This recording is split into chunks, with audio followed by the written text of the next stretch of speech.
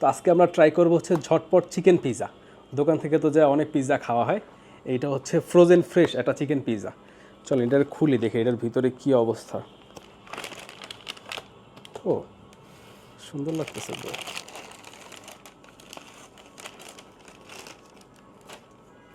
কেমন লাগতেছে দেখতে? ফ্রোজেন এটাকে হচ্ছে, আচ্ছা বানানোর প্রক্রিয়াটা একটু বলি।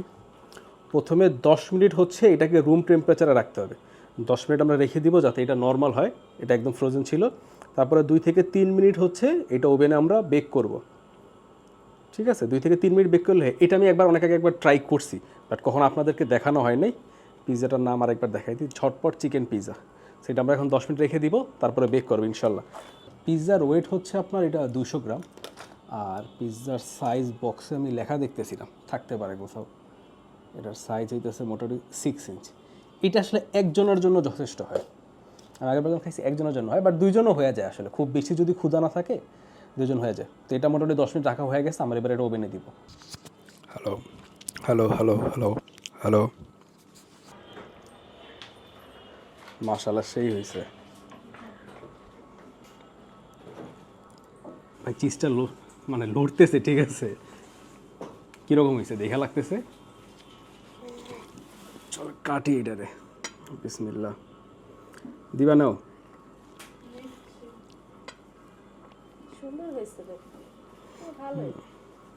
এটা অলরেডি প্রিকুক করাই ছিল, জাস্ট চিজটা মেল করা।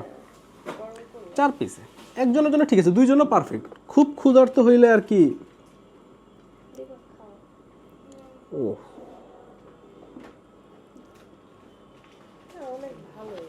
বিসমিল্লাহ।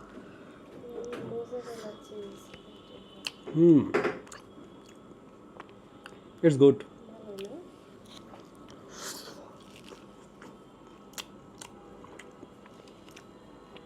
বাংলাদেশে আর কোনো ব্র্যান্ডের এখনো পাইনি রেডিমেড পিৎজা, থাকলে কিন্তু আমাদের ট্রাই করা উচিত। এটা সত্যি ভালো। এটার দাম পড়ছে হচ্ছে 195 টাকা